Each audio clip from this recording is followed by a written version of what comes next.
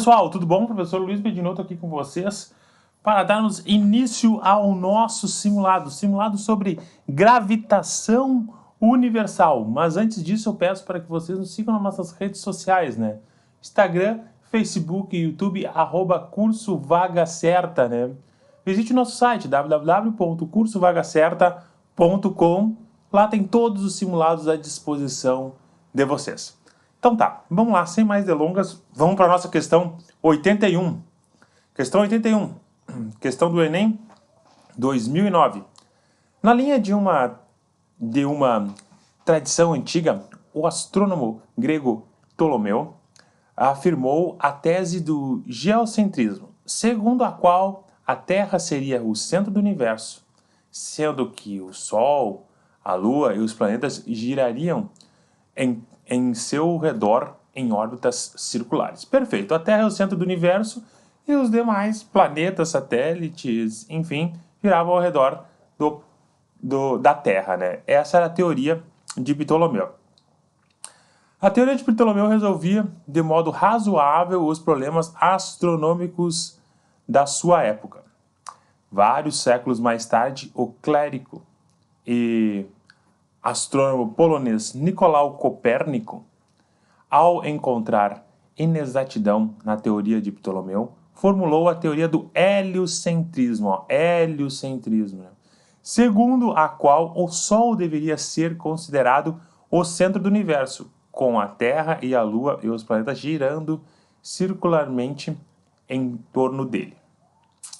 Por fim, o astrônomo e matemático alemão Johannes Kepler, tem as leis de Kepler, que a gente vai ver ainda nesse simulado, depois de estudar o planeta Marte por cerca de 30 anos, verificou que a sua órbita é elíptica. Esse resultado generalizou-se para os demais planetas. A respeito dos estudiosos citados no texto, é correto afirmar. Tá, vamos lá. Vamos recapitular o que disse o texto, tá? Ptolomeu disse o quê? A Terra é o centro do universo. Os demais planetas, o Sol, enfim, ficou em volta da Terra. Isso aí. Depois veio Copérnico. Copérnico diz o seguinte, né? Não. Nós vivemos no heliocentrismo, né? Não é assim que funciona. No qual o Sol é o centro do universo e os demais planetas giram em volta dele em órbitas circulares, né? Ele disse para nós. Esse é o grande problema. E não são órbitas circulares, são órbitas elípticas, né? Isso já é a primeira lei de Kepler. Foi o que Kepler acabou descobrindo essa relação, né?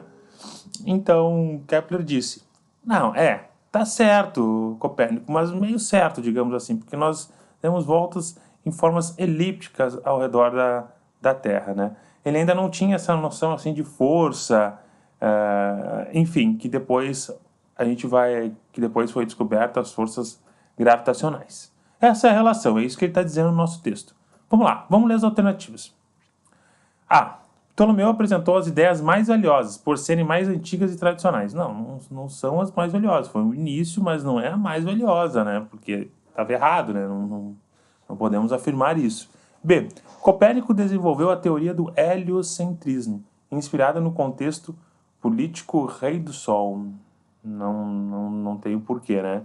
C. Copérnico viveu em uma época em que a pesquisa científica era livre e amplamente incentivada pelas autoridades. Isso aí, olha aqui o Copérnico vivendo numa época onde a ciência era livre, né? Claro que não, né? Olha bem, ó.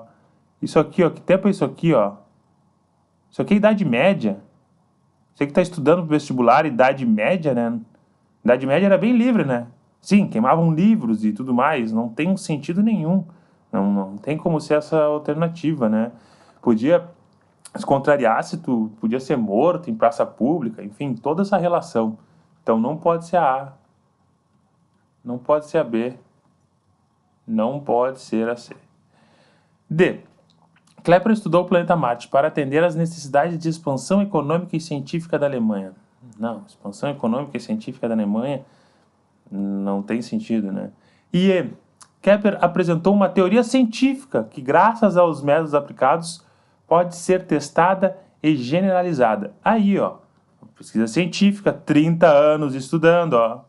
30 anos estudando, toda uma ciência em volta, estudou o planeta Marte, viu como eram as órbitas, viu como era que era elíptica, tal, um método científico, ó, teoria científica,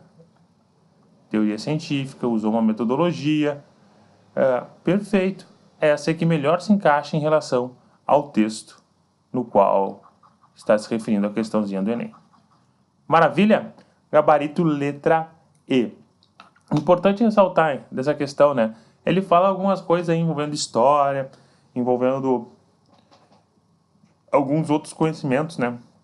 Além somente das leis de Kepler, né? Que é importante a gente ter um embasamento histórico aí, pelo menos conhecer um pouco a época. Não precisa ser especialista em história, claro. Importante estudar história, cai no vestibular, né? Mas para responder a questão, tu vê que entendendo o texto, então, entendendo a metodologia, tudo que ele te apresentou na questão, né? Tu conseguiria resolver essa questãozinha do Enem. Show de bola? Perfeito? Então tá, pessoal, vou ficando por aqui. Obrigado pela atenção. Continue acompanhando os nossos simulados, né? Vamos para a questão 82. Até mais.